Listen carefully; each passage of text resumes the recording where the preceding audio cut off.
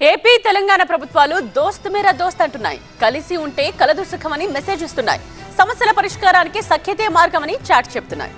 హైదరాబాద్ లో జరిగిన ప్రపంచ తెలుగు మహాసభల వేదికగా సీఎం రేవంత్ రెడ్డి మరోసారి అలాంటి ఇండికేషన్స్ ఇచ్చారు. ఇంతకీ తెలుగు రాష్ట్రాల మధ్య సఖ్యత విషయంలో సీఎం రేవంత్ రెడ్డి ఇచ్చిన ఇండికేషన్స్ ఏంటి?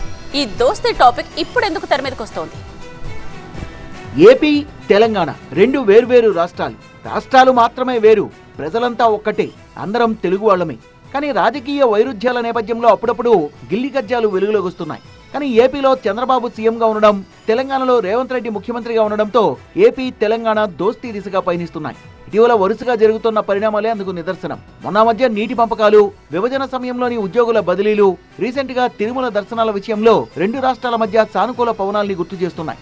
ఈ క్రమంలోనే తాజాగా ఏపీ తెలంగాణ రాష్ట్రాల దోస్తీ విషయంలో CM Revanth Reddy interesting comments చేశారు. హైదరాబాద్ లో జరిగిన ప్రపంచ తెలుగు మహాసభల ముగింపు కార్యక్రమంలో పాల్గొన్న ఆయన ఓఎస్ఎస్ ఫర్టిలిటీలో టెస్ట్ ట్రీట్మెంట్స్ థెరపీస్ అన్ని scientifically design in the good hands of science. Mummy daddy అవ్వాలంటే ఓఎస్ఎస్ కి కాల్ చేయండి. ఏపీ తెలంగాణ మధ్య పోటీ అవసరం లేదని, రెండు రాష్ట్రాలు కలిసి ప్రపంచంతో పోటీ పడాలని ఆకాంక్షించారు. ఏవైనా సమస్యలుంటే కూర్చొని మాట్లాడుకుందామని చెప్పారు. చర్చలతో ఎలాంటి సమస్యలైనా పరిష్కారం అవుతాయని చెప్పుకొచ్చారు సీఎం రేవంత్ రెడ్డి. చాలా మంది అప్పుడప్పుడు మాట్లాడుతుంటారు తెలంగాణకు ఆంధ్రప్రదేశ్ పోటీ అని. నేను ఒక మాట చెప్పదలుచుకున్న, తెలంగాణ ఆంధ్రప్రదేశ్ కలిసి ప్రపంచ దేశాలతోనే పోటీ పడే విధంగా అభివృద్ధి చెందాలి. ఈరోజు మనం పోటీ కాదు, మనం ప్రపంచంతో పోటీ పడే స్థాయికి మనం ఎదిగినాము. ఏవైనా సమస్యలు ఉన్నా పరిష్కరించుకుందాం, కూర్చుందాం, మాట్లాడుకుందాం. దేశాల మధ్యలో యుద్ధాలు జరిగినప్పుడు కూడా చర్చలతో పరిష్కారం అవుతున్నప్పుడు ఇరు రాష్ట్రాల మధ్యలో ఉన్న సమస్యలు పరిష్కరించుకోవడానికి చర్చలు దారి చూపవా?